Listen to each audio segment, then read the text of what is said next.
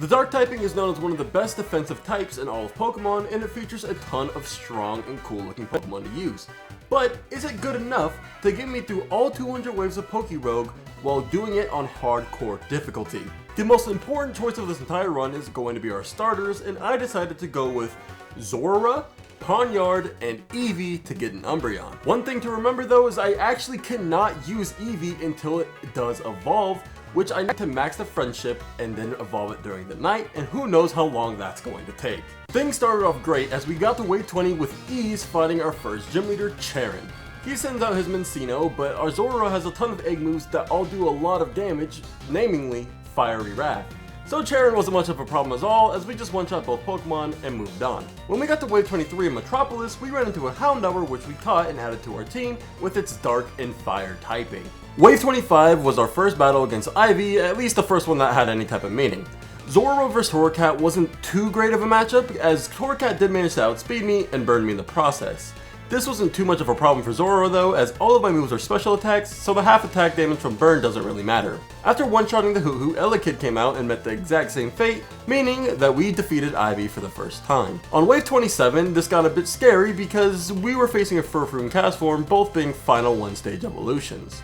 I didn't want Zorora to die here, so I swapped into Houndour, which took the blow for Zorora and unfortunately went down. So we lost Houndour just as quick as we got it, but it's okay because we ended up catching a Stunky, replacing it almost immediately. With a casualty already under our belt, it was time that we evolved our Zorora into Zoroark, giving our team a very nice power boost. And honestly, Shiny Zoroark looks amazing, and I'm so glad that I got to use it in this run. On wave 38, we came across a Galarian Linoone, which I did end up catching due to its Dark Normal typing, and it had Pickup, which means we would get passive items. On wave 42, we encountered a Scraggy, which was going to be a very nice addition, especially with that fighting type. Unfortunately, it did not have Moxie and had Shed Skin, so it wasn't the greatest. On wave 50, it was time to fight our next gym leader Watson, and his team of electric types. This was really good for me because in the construction site biome, there was a good chance we had to go against a fighting type leader, which would not have been good for us. That being said, we managed to one-shot the Plusle before taking Magneton down to its Sturdy, as Electrode comes in and takes a Secret Sword, then landing a Swift. With more Fiery Wrath, we were able to take out the weird ball before Manectric comes out and actually gets outsped by Zoroark, taking it down in just one hit. Watson then sends back out Magneton, which gets hit by Fiery Wrath, knocking it out in one turn, giving us the win against Gym Leader Watson. Not too long after the gym battle, Stunky actually evolved into Skuntank, which is a very strong Poison Dark type that I've never actually used in any Pokemon game before. On wave 55, it was time to fight our rival Ivy once again. This time her team was fully evolved.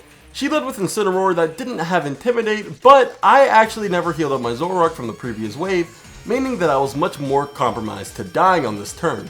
I decided to throw in Skuntank as it takes a Flare Blitz going down to just 14 HP before having to make a very tough choice. I realized that there was probably nothing I could do to save a Pokemon here, as Flare Blitz was strong enough to KO anyone in my party, meaning that Skuntank would just have to take the sacrifice here. Luckily for us, the aftermath damage plus the poison did do a decent chunk, which means I could send Zoroark back out and go for a Secret Sword, KOing Incineroar on the first turn in. It was at this point that I realized I would actually have to play this game using my brain, and if you check my bio on my channel, you'll know that that's not exactly what I do. A good moment of this is when Scizor comes out and I decide to go for a Secret Sword, as I take a Fury Cutter, dropping me down to just 2 HP.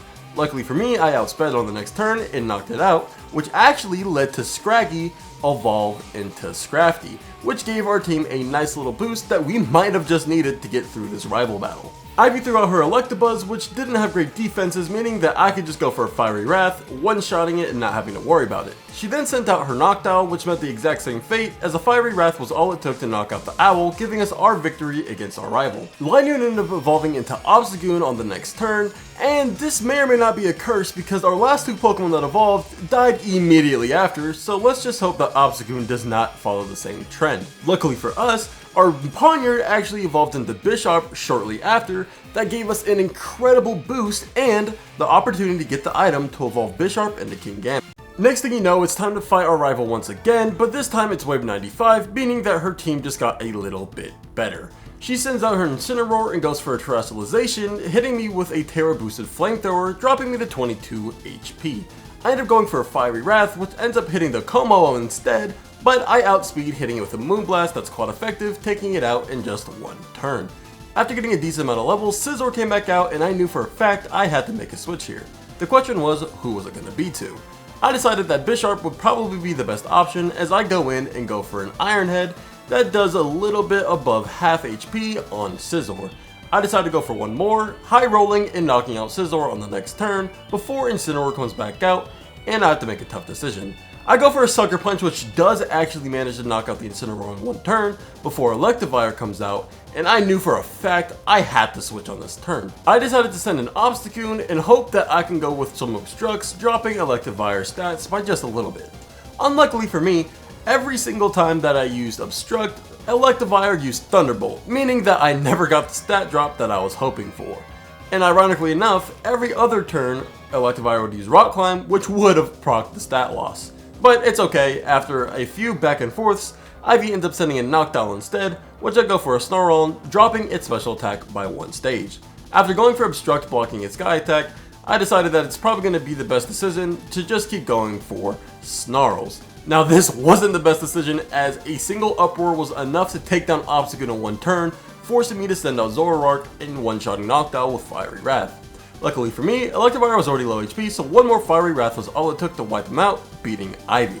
On wave 106, I ran into a Low Kicks, which I ended up using the only Master Ball I found in this entire run on, and of course the Low Kicks had a horrible nature, dropping its attack stat. Wave 110 was host of one of the hardest gym leaders we could have fought in this run, being the Bug-type gym leader, Cappy. She leads with a Pinsir, which wasn't the worst, but also not the greatest, as I go for an Iron Head, dropping it to about 10% of its HP. It goes for a Bulldoze, dropping my speed, but upping my attack by 2 stages because of my Defiant ability. This allowed me to one-shot the Low Kicks on the turn it got switched into before Ursaluna comes out, and I knew that it was going to Terrasilize into the Bug type, so I decided to Terra into the pure Dark type. After going for an Iron Head, it dropped to just 1% HP, as I did get the flinch, avoiding any form of damage. I knew that I probably wasn't going to outspeed here, especially as it just rose its own, eating berries, so I sent out Low Kicks, which does tank a Earthquake on just 6 HP. A first impression does literally nothing to Vivian as it gets switched in, and I decide to send in Zoroark as it dodges a Hurricane.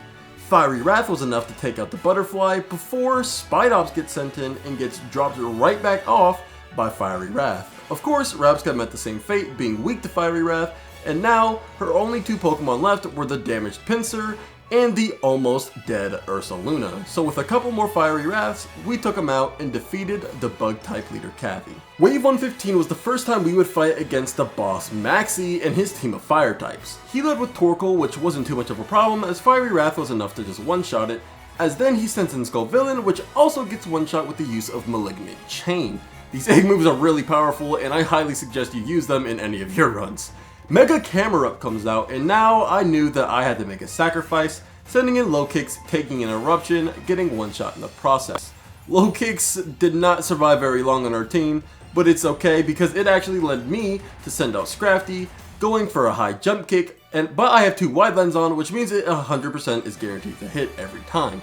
That being said, I decided to go for another one, as it's using Eruption, and I really didn't think that Scrafty would go down here, hoping it would go for another Eruption, but unfortunately it does, going down to Double Edge.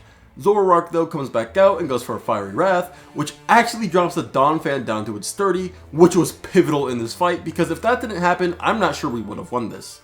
Weezing gets one shot, and so does Solrock, leaving Maxie with only its 2 injured Pokemon left, as Donphan goes down to Fiery Wrath, leaving only Mega Camerupt to meet the exact same fate. With all of the casualties we've had on our team up to this point, it was about time Bisharp evolved into King Gambit, and utilized the power of the Fallen to our advantage. That being said, we caught a Liepard pretty much immediately after, and it didn't last very long.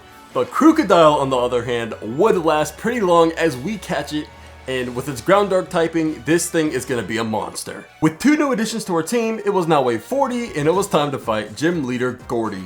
That rhymed. Anyways, I swapped into King Gambit because I knew Stone Edge wasn't going to do very much, and Lycanroc doesn't have any type of move other than rock types. So I decided to actually go for a Swords Dance on this turn, predicting a switch before Sucker Punching the Barbaracle, one-shotting in the process. I decided to go for a Swords Dance for whatever reason against the Colossal of all Pokemon, but after seeing Blazing Torque didn't do much, I decided to get to +6 before Sucker Punching it, knocking it out in one turn. Being +6, that means I was going to one-shot every single Pokemon on Gordy's team, unless they had Sturdy. but not a single one of them did, so one by one I was able to just one-shot every single one of his Pokemon using Sucker Punch. With Lunatone being the last one, it stood absolutely no chance as I obliterated it, getting the next gym badge. Now it's time for the moment you've all been waiting for as our custom shiny Eevee evolves into this beautiful red shiny Umbreon. This looks absolutely amazing and I'm so glad that we have it. At this point in the run, we've gone a long time with no casualties, so going into this rival fight, I was very confident.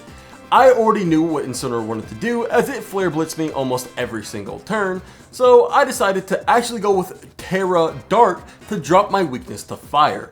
That being said, I decided to go for a Swords Dance because I knew I was going to be able to tank this, and with +2, I was confident that I was going to be able to do a lot of damage to the rest of Ivy's team. I actually wanted to predict a Rayquaza here, but instead Como comes out and it was just as good because it is quad weak to Fairy, meaning it stood no chance. Sucker Punch was more than enough to one-shot Scizor as Rayquaza then came out. I knew that I wouldn't be able to outspeed it, so I went with a Sucker Punch which to my surprise was able to one-shot it despite it having 3 health bars. At this point, I knew I could one-shot the rest of the team, so both Electivire and Incineroar go down, leaving only Noctowl, which you guys all know had no chance. And that is how we beat Ivy like the 4th time. On Wave 164, we had to go against Team Magma admin Tabitha and her team of fire types. We let this battle off with a Sucker Punch against Ceruledge, which did allow me to one-shot and heal up a little bit with leftovers. Misclicking here, I actually went for a second Sucker Punch that almost one-shot the Torkoal, meaning Eruption left me on 5 HP. With another Sucker Punch, I got back up to 75, and one more was enough to one-shot the Camerupt, getting me back over 100 HP. I knew for a fact that Flygon was not going down to a Sucker Punch here as it was just too bulky, so I decided to send in our Tier 2 shiny red Umbreon. Now Umbreon's moveset was very good because it was a very good stall Pokemon. With the combination of Wish and Batty Bad, I was able to heal myself up while constantly doing damage and setting up Reflex at the same time. I did decide to swap in Krookodile thinking that it would do pretty good against Flygon, but 1 Earth Power was all it took to get Krookodile down to one-shot territory. So I sent in Umbreon again and went for a Wish, which did end up healing me back up to nearly full health as I went for a Batty Bad setting up another Reflect, making Flygon's Dragon Claws do basically nothing. After one more Wish combo, I did manage to get back up to full HP, meaning that 1 Batty Bad was all it took to take down this dragon. After this, Tabitha sent in her Mightyena and dropped my attack stat. This honestly wasn't too much of a problem as I decided to just go for a Wish before switching back in King Gambit as I knew Dire Claw or a Dark type move would not be able to knock me out. That being said, I went for a Spirit Break with King Gambit, one-shotting the Mightyena, leaving only one last Pokemon, being Golem. Now this was a problem due to its ground typing, but I decided to go for a Sucker Punch which did do half its HP, and it went for high horsepower which wasn't enough to take me out, meaning that with 1 Kowtow Cleave, I was able to knock out Golem and defeat Tabitha. The horrors of Team Magma didn't end here though, as now it was time to fight the big bad boss Maxie. He lit out with Soul Rock, and I knew it was going to switch here, so I decided to actually send in Zoroark, which was good for me because I outsped and hit Great Tusk with a Moonblast, completely eradicating the threat. With Zoroark out, it was my heaviest hitter, and it was actually doing phenomenal against Maxie's team. But here, I decided to send in Umbreon as Skullvillain is actually faster than Zoroark, which a lot of you probably didn't expect. So that being said, I decided to do my stall tactic, setting up Wish and Batty Bad with Umbreon that would be able to keep me alive for a significant amount of time as Skullvillain keeps going for overheats, dropping its special attack by 2 stages every single time. That being said, by the time that Skullvillain got down to -6 on its special attack, I sent in King Gambit because I knew there was no chance that Skullvillain could knock me out with the combination of -6 special attack and the Reflect from Umbreon. So I decided to set up with King Gambit using Swords Dance, getting me up to +6, which meant that I was going to be able to one-shot every single Pokemon on Maxie's team using nothing but Sucker Punch. This is like the 3rd time I've used this strategy in this video, and let me tell you, if you have access to King Gambit and you want to get through runs like crazy, this is the Pokemon to do it. Just get Swords Dance and Sucker Punch, and as you can see, there's nothing they can do about it as long as they don't have Sturdy. Not even the likes of Groudon could withstand a single Sucker Punch at +6, so that meant Solrock had no chance as it gets absolutely obliterated. With Team Magma out the way, it was now time to fight Gym Leader Ramos and his team of grass types. If you guys didn't expect me to go for another combo of Swords Dance and Sucker Punch, you must not know how I do it, because that is exactly what I did in this entire battle. And this battle took, I kid you not, less than 30 seconds, as after I got up to +6, the Sucker Punches just kept rolling as Meganium fell, then Toad School went down, before Jumplift came in and got knocked straight back out with another Sucker Punch, leading into Go-Go that, even with Terrestrialization, met the same exact fate, actually getting crit on that turn, then Victory Bell, followed by his final Pokemon, being none other than Gourgeist, which was weak to Sucker Punch. This Pokemon's broken. It was now time for the Elite Four, and we were starting off against fellow Dark-type enthusiast Sydney and his Mightyena, which intimidated me, but due to my Defiant ability, I actually ended up gaining an attack stat instead of losing one. This meant that after one Swords Dance, I was actually +3, which allowed Sucker Punch to one-shot Mightyena, getting rid of the threat. Sharpedo comes in next, and I just go for a Sucker Punch, which also one-shots the Shark, and at this point, King Gambit is just a menace, and I don't know who's stopping this. Obstagoon comes out and actually lives a Sucker Punch, so this was the first Pokemon in a long time to actually survive one of my combos. One more Sucker Punch was all it took to take down the dog though, but still a valiant effort by Obstagoon. Hydreigon comes out and goes for a Hyper Voice, which isn't very effective as Spirit Break absolutely annihilates the dragon, before he sends in Absol. Absol does manage to get a flinch using Rock Slide, but with leftovers I just healed back the damage and hit it with a Spirit Break, one-shotting it in the process. After eating a couple of berries, both my attack and speed rose, meaning the Sucker Punch would one-shot the Cacturn, giving us our victory. Elite Four Phoebe had a very big problem, and that problem was that every single one of her Pokemon was weak to Sucker Punch. That being said, I actually didn't feel like I had to go for a Swords Dance, so I just did a bunch of combos with Sucker Punch and Kowtow Cleaves, which did significant amounts of damage to her team. When she sent out Decidueye, I did decide to go for a single Swords Dance, which gave me enough power to one-shot the rest of this Elite Four members team.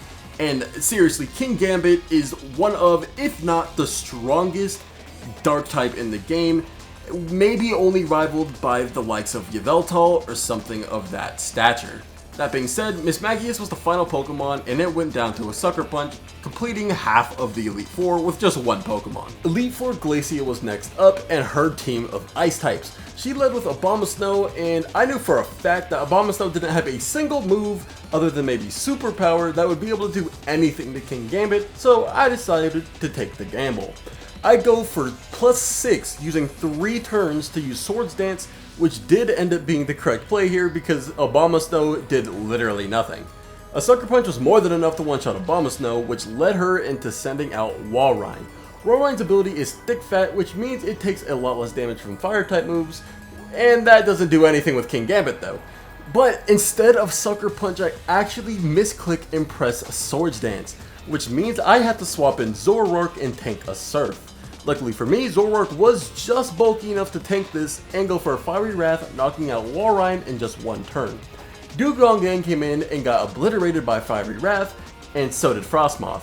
At this point, Zoroark was proving to everyone that it can be just as dangerous as King Gambit, as without a single stat boost, it was enough to take down every single one of Glacia's Pokemon in just one turn. On wave 188, it was time to fight the last member of the Elite Four, Drake, and his team of Dragon types. I led with Zoroark and ended up one-shotting Altaria using Fiery Wrath before doing the exact same thing to Flygon. So far, 2 dragons are down, and Dragalge came out next and got hit with a Fiery Wrath that wasn't quite enough to knock it out. Due to it eating a bunch of berries, this would have actually outsped me, and I decided to go for a Moonblast, which actually ended up hitting Salamence on the switch, meaning that I was able to one-shot Salamence without getting hit. Dragapult was up next, and I knew there was no chance I would outspeed, but I managed to live Dragon Darts just barely, meaning Fiery Wrath would OHKO it. Dhelmise came back out, and this thing is incredibly slow, and I went for a Fiery Wrath, which was enough to one-shot it despite it terrestrializing to Dragon. Dragalge came back out and went back down, and Elite Four Drake was eliminated with ease. It was now wave 190, and more importantly, the wave that we had to fight none other than Champion Wallace. Wallace led out with his Pelipper that obviously had Drizzle, but I was able to one-shot it with a single use of Fiery Wrath, likely preventing a Tailwind setup. My Lada comes out in the next turn and gets hit with a Fiery Wrath, which does flinch it in the process. This means that I got rid of 2 of his Pokemon without taking a single ounce of damage. Tentacle comes out and actually outspeeds me, hitting me with a Malignant Chain before getting taken down to about 20% HP from a Fiery Wrath. I decided to switch in King Gambit here, as I knew that Bouncing Bubble probably wasn't going to do much to me, as King Gambit has pretty solid defenses. I go for a Sucker Punch, which does manage to take out Tentacruel in just 1 hit, forcing Wallace to send out Mega Swampert. I didn't think I'd be able to one-shot, and I very much wasn't, as a Sucker Punch only took it down to half HP, but that meant another one would be able to knock it out, letting King Gambit live to see another day. Ludicolo came out and actually survived a Sucker Punch on about 10% HP, but couldn't do much damage back to King Gambit, meaning that 1 more Sucker Punch was all that it took to take down the Party Bird. Latias came out last, but it's weak to Sucker Punch, meaning that we beat Champion Wallace without breaking a sweat. It was now time for our final fight against Ivy, and this one was by far the easiest battle of the entire game. You guys probably know how this one's going.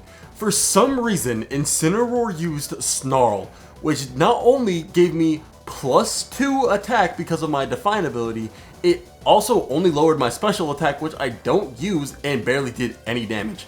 This means that I was able to use Sucker Punch and one-shot Kommo-o, Scizor, Mega Shiny Tier 2 Rayquaza also got one-shot by Sucker Punch. There was no chance from the jump, all because Ivy decided to use Snarl on a Dark-type Pokemon. And honestly, this was the easiest rival fight I've ever had, including the first wave. But all that fun comes to an end, as it's time to go against Eternatus in the final battle of this entire run. Eternatus uses Flamethrower, which burns me on the very first turn and does an incredible amount of damage. I go for a Sucker Punch, which immediately knocks Eternatus into its Eternamax form, giving it +3 speed and +1 attack. At this point, I knew it was over for King Gambit or Zoroark, so I decided to swap Zoroark out into Umbreon, which ended up synchronizing the burn onto Eternatus. I will tell you guys one thing here. Umbreon didn't get a lot of showtime throughout this video, but this Pokemon was the only reason I was able to win. As with Synchronize, Wish, and Batty Bad, I was able to constantly cycle through these moves, making Umbreon effectively immortal. King Gambit somehow managed to live up to this point despite being weak to Flamethrower, and it was just in there doing Sucker Punch after Sucker Punch, and I was hitting Spirit Breaks in order to drop Eternatus' special attack, meaning that Flamethrowers would do basically nothing to Umbreon, plus the Reflects from Batty Bad meant that Umbreon was just unkillable. King Gambit unfortunately goes down to a Flamethrower, and the King's reign is finally over. However, we still had Zoroark and Krookodile in the back, and I decided to send out Zoroark, as why would I not use my starter to try and take down the final boss of the game. A Dynamax Cannon does a little bit more than half HP, but doesn't one-shot due to all of those Spirit Breaks that I used previously, and with one more turn, all it took was a Fiery Wrath and a Batty Bad, and with this, Eternatus would go for Flamethrower and then fall to Zoroark and Umbreon, giving us a victory using basically only the 3 starters that we chose at the beginning of the run. If you guys enjoyed this video, please be sure to leave a like and hit that subscribe button, as I really do appreciate all of the love, and I'm loving making these videos for y'all. It's really a blast. That being said, let me know which type would you like to see next in a Hardcore PokeRogue run, and maybe there's some other type of challenge y'all would like to see. That being said, I hope you had a good time watching this video, and you have a good day, night, whenever you are watching. Peace.